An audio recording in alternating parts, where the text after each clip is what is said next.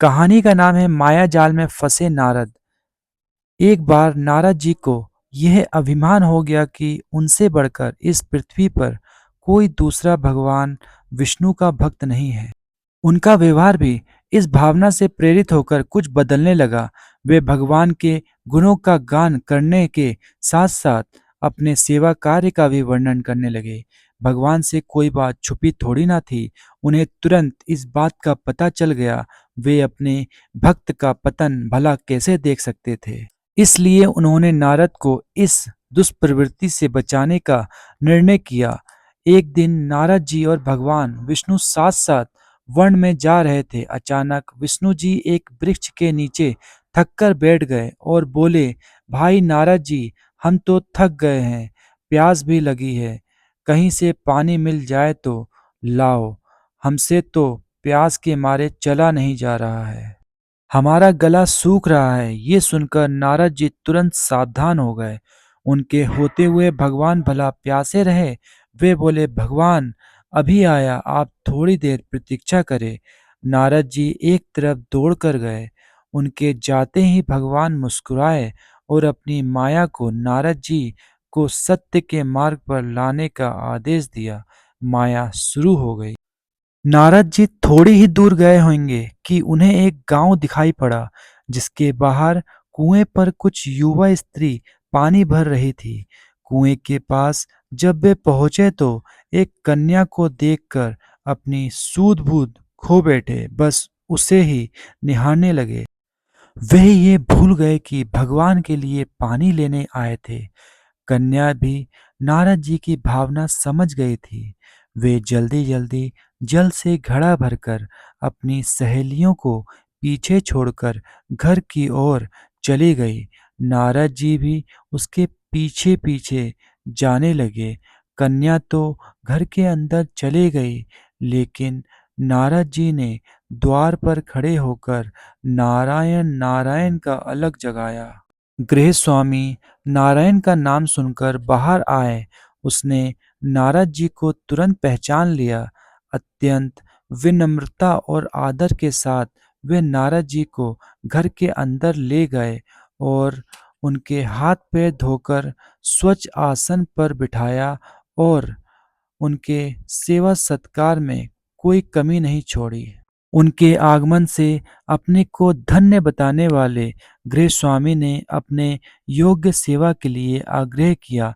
नारद जी बोले, आपके घर में जो आपकी कन्या जल का घड़ा लेकर अभी अभी आई है, मैं उससे विवाह करना चाहता हूँ। नारद जी की बात सुनकर गृहस्वामी एकदम चकित रह गए, लेकिन उसे प्रसन्नता भी हुई कि मेरी कन्या एक ऐसे महान योगी तथा संत के पास जाएगी। उसने स्वीकृति प्रदान कर दी और नारद जी को अपने ही घर में रख लिया। 2-4 दिन पश्चात शुभ मुहूर्त में उसने अपनी कन्या का विवाह नारद जी के साथ कर दिया तथा उन्हें गांव में ही उतनी धरती का टुकड़ा दे दिया। खेती करके वे आराम से अपना और अपने परिवार का पेट भर सके। अब नारद जी की वीणा एक खूंटी पर टंगी रहती, जिसकी ओर उनका ध्यान बहुत कम जाता। अपनी पत्नी के आगे नारायण को वे भूल गए। दिन भर खेती में लगे रहते, कभी हल चलाते, कभी पानी देते, कभी बीज बोते, तो कभी निराई गुड़ाई करते। जैसे जैसे पौधे बढ़ते, उनकी प्रसन्नता का ठिकाना ही नहीं रहता। फसलें हर वर्ष पकती, कटती, अनाज से उनके कोठार भर जाते। नारद जी गांव के एक संपन्न किसान माने जाने लगे। वर्ष दर वर्ष बीतते चले गए और नारद जी की गृहस्थी भी बढ़ती चली गई। 3-4 लड़के लड़कियां भी हो गए।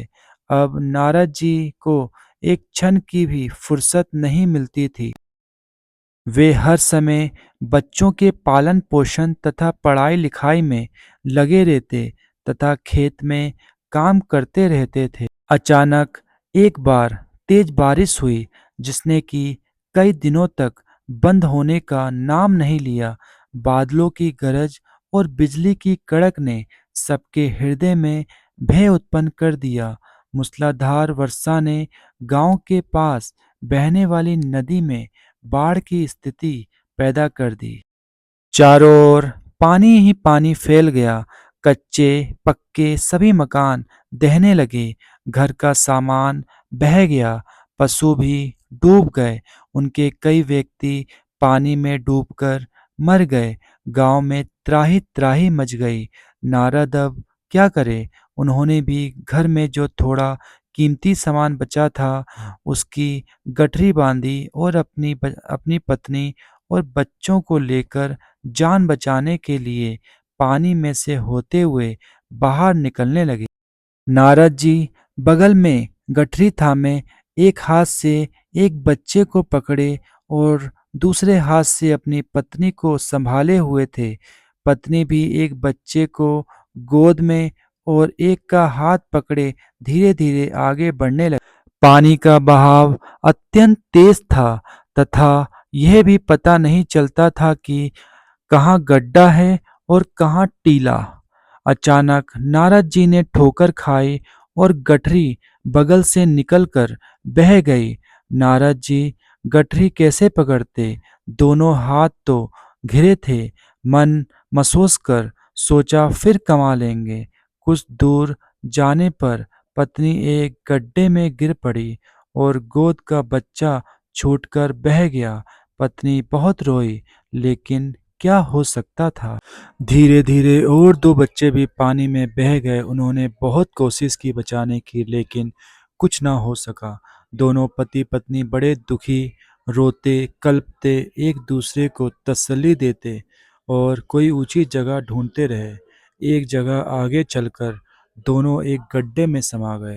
नारद जी तो किसी प्रकार गड्ढे में से निकल गए, मगर उनकी पत्नी का पता नहीं चला। बहुत देर तक नारद जी उसे इधर उधर दूर दूर तक ढूंढते रहे, लेकिन व्यर्थ। रोते रोते उनका बुरा हाल हो गया था। हृदय पत्नी और बच्चों को याद कर करके फटा जा रहा था। उनकी तो सारी गृहस्थी ही उजड़ गई थी। बेचारे क्या करे, किसे को से, अपने भाग्य को या भगवान को? भगवान का ध्यान आते ही नारद जी के मस्तिष्क में प्रकाश फैल गया और पुरानी सारी बातें याद आ गई। वे किस लिए आए थे और कहाँ आ गए? ओह, भगवान विष्णु तो मेरी प्रतीक्षा कर रहे होंगे। वे तो उनके लिए जल लेने आए थे और यहाँ गृहस्थी बसाकर बैठ गए।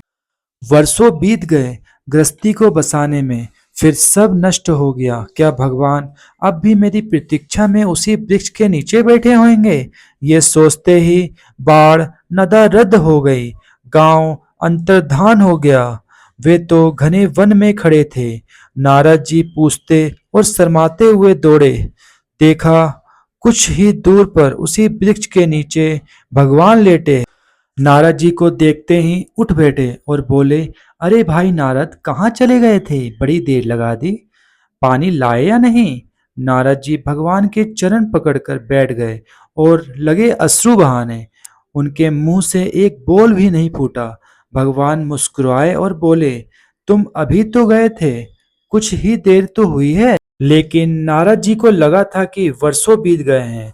अब उनकी समझ में आया, ये सब भगवान की माया थी, जो उनके अभिमान को चूर चूर करने के लिए पैदा हुई थी। वे सोचने लगे, उन्हें बड़ा घमंड था कि उनसे बढ़कर त्रिलोक में दूसरा कोई भक्त नहीं है। लेकिन एक स्त्री को देखकर वे भगवान को भूल गए।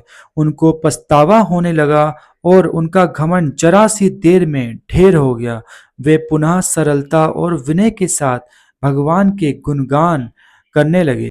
इस कहानी से हमको क्या शिक्षा मिलती है? इस कहानी से हमको यह शिक्षा मिलती है कि अहंकार इंसान को अंधा कर देता है। नारद जी को लगा था कि वे माया से परे है और कोई उन्हें भटका नहीं सकता, लेकिन जैसे ही अहंकार आया वे उसी जाल में फंस गए। इस कहानी से हमें यह सीख मिलती है कि चाहे ज्ञान कितना भी हो, अहंकार नहीं होना चाहिए। अगर आपको ये कहानी पसंद आई तो वीडियो को लाइक, शेयर और सब्सक्राइब जरूर करें। कमेंट में लिखिए अगली कहानी किस विषय पर सुनना चाहोगे। धन्यवाद। जय हिंद।